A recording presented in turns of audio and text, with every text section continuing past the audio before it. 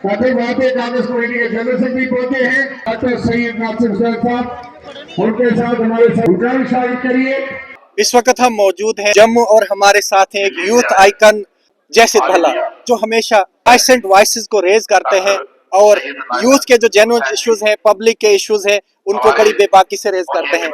और आज जिस तरह यहाँ ट्राइब्यूट दिया जा रहा है iron lady of India Indira Gandhi ji को उनकी बर्थ एनिवर्सरी पे, और हम जन सैलाब देख रहे हैं। और ऐसा कहा जाता है कि कांग्रेस मुक्त भारत है, कांग्रेस मुक्त जम्मू कश्मीर है, लेकिन लोगों के दिलों के अंदर अभी भी कांग्रेस की विचारधारा हम इस जन सैलाब से देख रहे हैं, जो हजारों की तादाद में यहाँ दूर दराज इलाकों से जम्मू में पहुंचे हैं। और क्या कुछ आज कहेंगे? वेलकम भला जी। देखिए, आपका पहले तो धन्यवाद करना चाहेंगे तो जुगल किशोर शर्मा जी, वानी साहब और उसके साथ सुभाष गुप्ता जी तमाम कांग्रेस में शामिल हुए हैं परिवार में, और काफी अच्छी बात है। इनकी आइडियोलॉजी पहले भी हमारे साथ में थी, अब आए हैं, काफी मजबूत होते हुए दिखाई दिए है। कटरा की वो विधानसभा है जो बीजेपी अगर जीती है तो रिगिंग के ही साथ जीती है, क्योंकि वो पहली ऐसी जगह थी कि लोग खुद हैरान हो गए कि एमएलए जीत कहां से गया जब लोगों ने वोट नहीं डाले। तो 1900 से वो हारे थे, कांग्रेस ने 6000 वोट लिया था, और वैसे उनको ऐड कर दो तो कांग्रेस वहां पे जीत गई थी। और उसके बाद में गंडोला का मसला आते हुए हमारे को दिखाई दिया गया, जो और चीजें आते हुए दिखाई दी गई। तो अगर आज चुनाव होते, मैं आपको दावे से कह सकता हूँ कटरा की विधानसभा कांग्रेस जीतते हुए दिखाई देगी। आपने अयोध्या का एक टीजर देखा था, यहाँ पे ट्रेलर होते हुए दिखाई देगा जब चुनाव होते हुए दिखाई देंगे, तो काफी अच्छी बात है। और लोगों में आक्रोश है। और देखिए, बीजेपी बेशक नगरोटा का चुनाव जीती, परंतु शराबें पकड़ी गई। शराबे के बाद में आप देख सकते हो पूरा इलेक्शन कमीशन की मैनेजमेंट आते हुए दिखाई दी गई, वोट चोरी जैसे मसले आते हुए दिखाई दिए गए। 2024 में बीजेपी की लीड थी 32,000 के करीब, ठीक है। इस बार जब चुनाव हुआ, बीजेपी की लीड हुई 24,000 की, 11,000 वोट थे नेशनल कॉन्फ्रेंस के। अगर उसको वहां डालो तो कितना हुआ? 13,000 का। और वो जुड़ते जो माहौल बनना था ना, लीड 10,000 के नीचे होनी थी। तो कहां 32,000 की लीड और कहां 10,000 की लीड, जबकि राणा साहब का एक नाम था। तो उसके बाद भी होते हुए दिखाई दिया जाए पूरा सिंपैथी वोट, शराबों का फैक्टर, तब भी लोगों ने बीजेपी को नकारते हुए दिखाई दिया गया। और नगरोटा में 90% हिंदू आबादी है। आज चुनाव होना, रिगिंग ना हो, मैं आपको लिख के देता हूँ, बीजेपी 10 के नीचे सीटों पे रहेगी। हम विश्वविद्यालय में बैठते हैं, इनको वोट किसी ने नहीं डाला हुआ। कटरा की सीट हो जाए, आपका आरएसपुरा की हो जाए, सुचेतगढ़ की हो जाए, बाहू की हो जाए, किश्तवाड़ की हो जाए, पाटर नक्सनी की सीट हो जाए, डोडा वेस्ट की सीट हो जाए, भदरवाह की सीट हो जाए, आपका हीरानगर की सीट हो जाए, रामनगर की सीट हो जाए, चिनैनी की सीट हो जाए, उधमपुर आपका ईस्ट की सीट हो जाए, मेरे उधमपुर वेस्ट, मुझे समझ नहीं आया ये जीते कहां से जब लोगों ने वोट नहीं डाला हुआ। मैं मिलता हूँ ना डेली लोगों से, हमारे विश्वविद्यालय में आते हैं।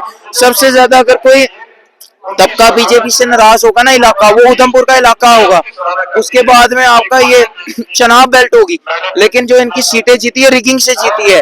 नहीं तो आप बताओ, कोई विधायक जीतता है, लोग 2 हफ्ते 1-3 महीना तो नगाड़े बजाते हैं ना, दिए बजाते हैं। ऐसा कैसे हुआ इनका एमएलए जीते, किसी के मुंह पे मुस्कुराहट आते हुए नहीं दिखाई दी गई हो। परंतु अब जनता जो है वो समझ चुकी है। आज चुनाव हो निष्पक्ष, मैं आपको गारंटी से कहता हूँ बीजेपी यहाँ नहीं आते हुए दिखाई देगी। लोगों में आक्रोश है। किसी को कसम दे के पूछ लो, आपने वोट किसको डाला हुआ है, आपको जवाब नहीं मिलेगा बीजेपी के नाम का।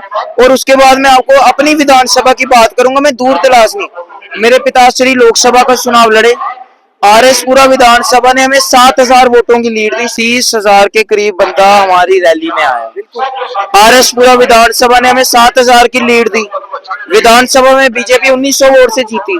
अब लोग हमारे पे मिलते हैं, वो मिट्टी की कस्में उठाते हैं, खुद हम नहीं बोलते, कहते हैं यार आप बताओ, हम लोगों ने मोदी के चेहरे पे बीजेपी को लोकसभा में वोट नहीं दिया, हम क्या पागल हैं जो एमएलए के अंदर बीजेपी को वोट डाल के जितवाएंगे एमएलए को? जिन लोगों ने मोदी के नाम पे बीजेपी को लोकसभा में वोट नहीं डाला, हमें 7,000 की लीड दी, वो एमएलए में बीजेपी को जितवा के भेज देंगे क्या?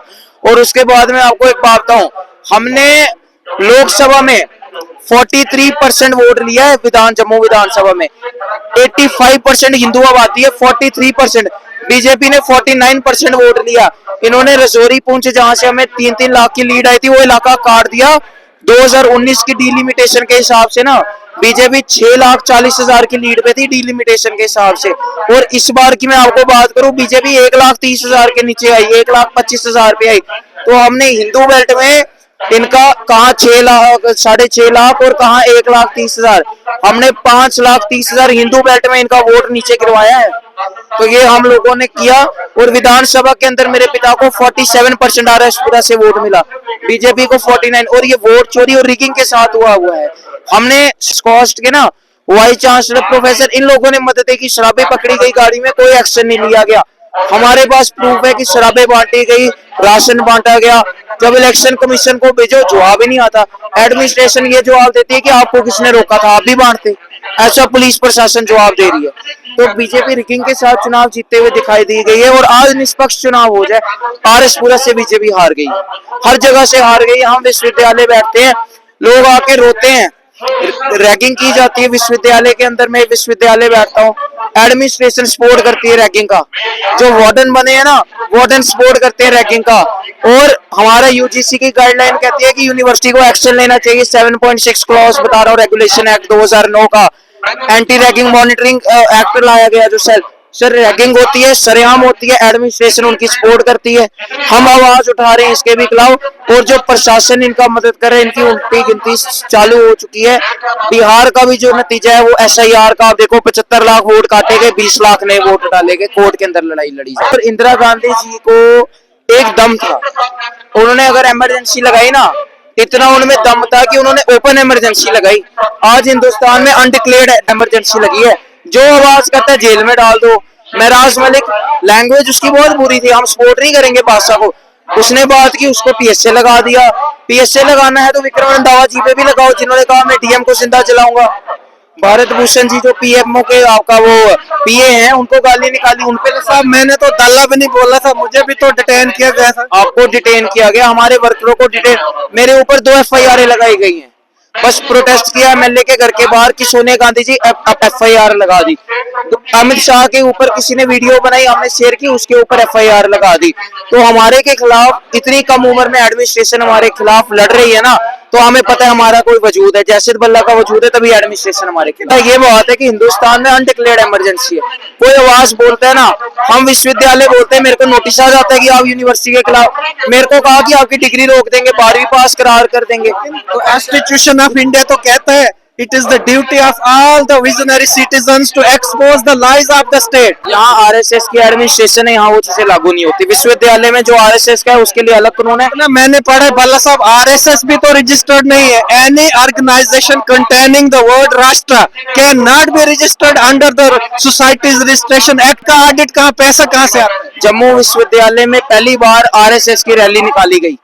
मैंने RTI लगाई, परमिशन किस बंदे ने दी, किस बेस पे दी गई। फिर कल को हम भी जो है रैली निकालते हैं। तो ये जो पक्षपात किया जाता है, हमने बात की रौनक खत्री को बुलाने की, आगे से वहां पे मैसेज आ गया कि आप पॉलिटिकल बंदा नहीं बुला सकते, आप पॉलिटिकल ऑर्गेनाइजेशन की रैली करा सकते हो, हम इंडिविजुअल को नहीं बुला सकते। अब जो है विश्वविद्यालय जो है विद्यार्थी इनके खिलाफ है, वोट इनको किसी ने नहीं डाला। आज चुनाव वो निष्पक्ष बीजेपी JNK से बाहर होगा। सिस्टम में नेपोटिज्म है, बायस्ड सिस्टम है। हमें तो भरोसा है एक इम्पार्शियल और इंडिपेंडेंट जुडिशरी पे। और आप जैसे लॉ एक्सपर्ट्स, जो आप लॉ स्टूडेंट है, क्या हम सब लोगों को आगे आना चाहिए? ट्रांसपेरेंसी और अकाउंटेबिलिटी लाकर जो है वो डेमोक्रेटिक सेटअप और कॉन्स्टिट्यूशनल वैल्यूज को, एथिक्स को करने चाहिए। बिल्कुल, हम ऐसा करते रहते हैं, RTI लगा रहे हैं। उसके बाद में कोई भी मसला होता है विद्यार्थी का, अभी एक मसला वापस आया, रैगिंग का मसला विश्वविद्यालय में आते हुए दिखाई दिया। ट्राइबल लड़कों को ये कहा गया कि तुम ST हो, औकात में रहो। उसके बाद कुछ व्यक्ति हैं, उन्हें फोर्स किया गया, बोलो ABVP जिंदाबाद, भारत माता की जय।